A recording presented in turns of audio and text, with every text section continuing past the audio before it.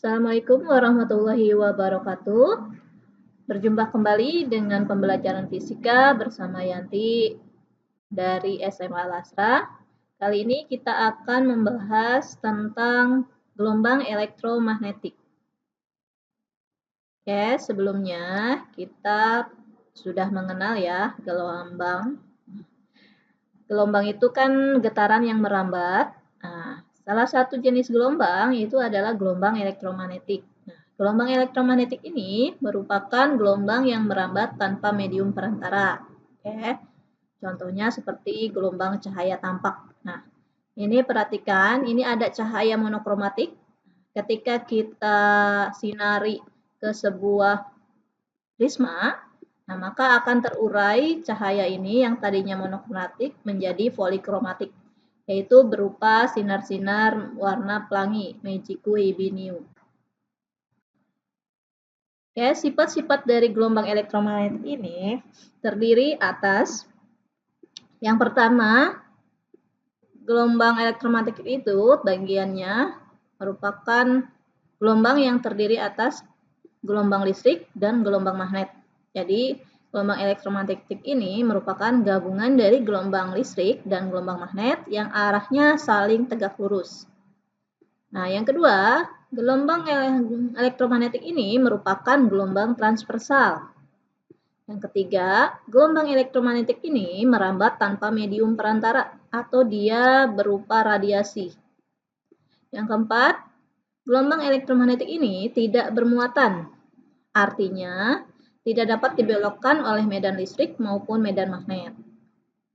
Nah, gelombang elektromagnetik ini juga tidak dapat dibelokkan oleh medan gravitasi. Nah, kecepatannya itu sekitar 3 kali 10⁸ meter per second. Jadi kecepatannya itu tetap. Nilainya 3 kali 10⁸ meter per second. Nah, secara matematis, gelombang elektromagnetik frekuensinya itu dirumuskan dengan F sama dengan C per lambda. Nah, C ini adalah kecepatan cahaya yang nilainya tetap 3 kali 10⁸. Kemudian, energi yang terkandung dalam gelombang elektromagnetik itu dirumuskan dengan E sama dengan H kali F, yaitu konstanta Planck dikali frekuensinya, atau E sama dengan H dikali C per lambda. Ini C sebagai cepat rambat cahaya, lambda panjang gelombangnya, F frekuensi, dan H tetapan Planck yang nilainya 6,6 kali 10⁻⁻34 Joule second. Nah, ini macam-macam gelombang elektromagnetik. Perhatikan bagannya. Semakin ke kiri, ini gelombang energinya semakin besar atau bertambah. Nah, kebalikannya, semakin ke kanan, yang bertambah adalah panjang gelombangnya, energinya berkurang. Oke, dari rumusan tadi, antara panjang gelombang dengan frekuensi itu berkebalikan. Artinya, panjang gelombang itu sama dengan energi. Semakin ke kiri, itu energinya semakin besar, frekuensinya semakin besar. Nah, semakin ke kanan, panjang gelombangnya yang bertambah besar, tapi frekuensinya bertambah kecil dan energinya juga bertambah kecil. Nah, gelombang elektromagnetik ini terdiri dari sinar gamma, sinar X, sinar UV, cahaya tampak, inframerah, gelombang radio, atau radar. Oke.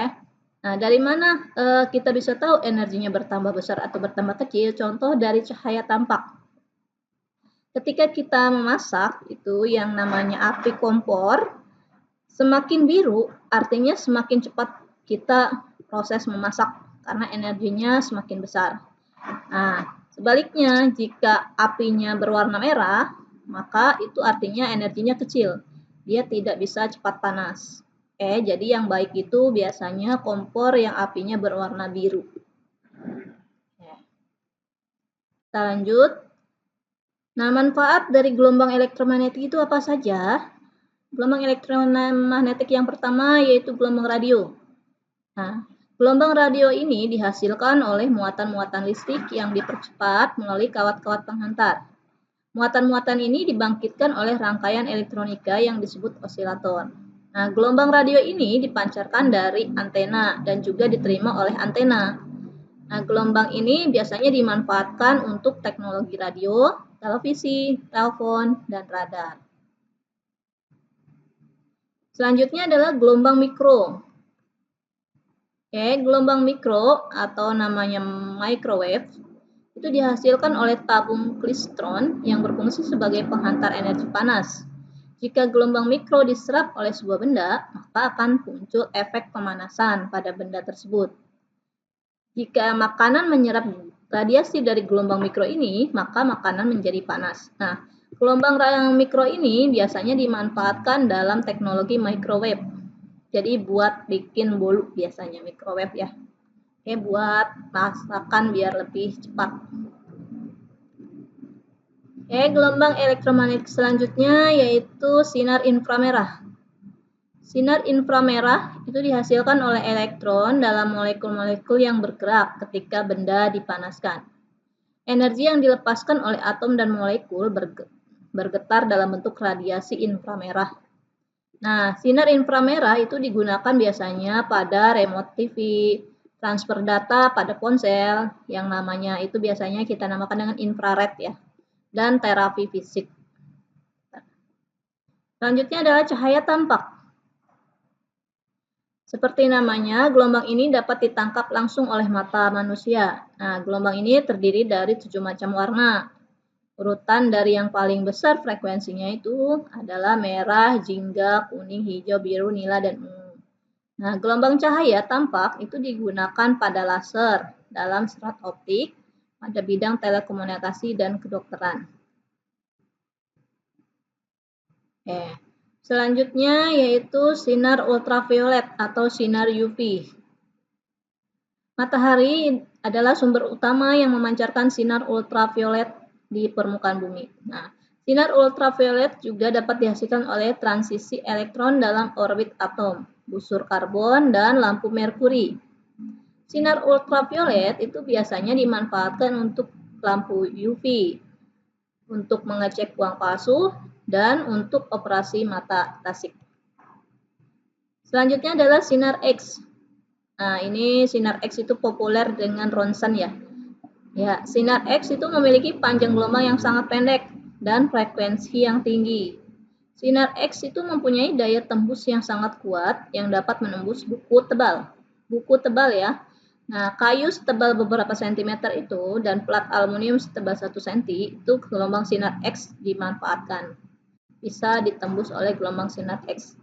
Nah, gelombang sinar X ini dimanfaatkan dalam teknologi ronsen dan melacak isi tas penumpang di dalam bandara. Jadi di bandara itu, tas itu bisa dilacak apa saja isinya, itu menggunakan sinar X, jadi tidak perlu dibuka tas penumpangnya. Selanjutnya adalah sinar gamma. Sinar gamma itu mempunyai panjang gelombang antara 0,001 nanometer sampai 0,01 nanometer. Nah, gelombang sinar gamma itu dihasilkan dari peristiwa peluruhan zat radioaktif atau inti atom yang tidak stabil. Sinar gamma memiliki daya tembus paling kuat atau paling besar sehingga mampu menembus plat besi. Nah, sinar gamma ini biasanya dimanfaatkan untuk sterilisasi alat-alat kedokteran, membunuh sel kanker, membunuh bakteri, membunuh serangga, kemudian mengetahui struktur logam, dan lain-lain. Nah, hati-hati dengan sinar gamma. Sinar gamma memang bisa membunuh sel kanker. Tapi, selain sel kanker, itu sel-sel bagus juga bisa rusak karena sinar gamma. Jadi memang biasanya orang yang sakit kanker, bukan cuma kankernya aja yang diatasi, tapi sel-sel baiknya juga ikut terbakar biasanya kalau tidak hati-hati. Contoh. Frekuensi sinar hijau itu 5,5 kali 10 pangkat 14 Hz. Nah, jika tetapan Planck 6,6 kali 10 pangkat min 34 Joule second, cepat rambat cahaya 3 kali 10 pangkat 8, maka berapakah panjang gelombang dari sinar hijau tersebut? Ini cara pembahasannya. Kita tuliskan diketahuinya, frekuensi 5,5 kali 10 pangkat 14, cahaya atau kecepatannya 3 kali 10 pangkat 8. Pertanyaannya menjadi apa panjang gelombang atau lambda? Lambda sama dengan C per F. C dibagi frekuensi. 3 kali pangkat 8 dibagi 5,5 kali pangkat 14. 3 dibagi 5,5 itu sama dengan 5,4 kali pangkat min 7. Min 7 ini dari mana? Ya, dari 8 dibagi 14. Nih, pembagian ya, berarti dikurang 8 dikurangi 14 itu min 6. Oke, awalnya min 6.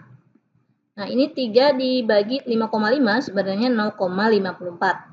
Jadi, biasanya aturan dari notasi ilmiah itu tidak boleh 0, tapi harus lebih besar dari 1 kurang dari 10. Kita buat dalam 5,4. Jadi, pangkatnya bertambah minusnya tadinya 6 menjadi 7. Oke, kalau kita jadikan satuannya ke dalam Armstrong itu setara dengan 5.400 Armstrong. Armstrong dari meter ke Armstrong itu turun 10 tangga. Oke, contoh kedua. Kuantum energi yang terkandung di dalam sinar ultraviolet yang panjang gelombangnya 4000 Armstrong adalah panjang gelombang 4000 Armstrong. Itu sama aja dengan 4 kali pangkat min 7 meter. Nah, kecepatan cahayanya 3 kali pangkat 8. Ini konstanta Plancknya 6,6 kali pangkat min 34 joule second. Pertanyaannya kita mencari energi. Energi sama dengan Hc per lambda. Konstanta Planck dikali kecepatan cahaya dibagi panjang gelombangnya. Oke, ini 6,6 kali pangkat min 34 kali 3 kali pangkat 8 dibagi 4 kali pangkat min 7. Jadi, angka dikalikan dengan angka, kemudian yang pangkat dengan pangkat operasinya. 6,6 kali 3 dibagi 4. Oke, hasilnya 4,95 kali 10 pangkat. 10 pangkatnya ini min 34 perkalian ditambah berarti ditambah 8. Pembagian dikurang berarti dikurangi min 7. Maka hasilnya min 19. Sampai di sini. Selanjutnya silahkan dikerjakan penugasan ini. Yang pertama, yang kedua dikerjakan. Nah, yang ketiga itu secara lisan video call ya semuanya. Sebutkan urutan gelombang elektromagnetik mulai dari yang panjang gelombangnya terkecil sampai terbesar. Berikut penjelasannya dan manfaat-manfaatnya. Oke, sekian. Assalamualaikum warahmatullahi wabarakatuh.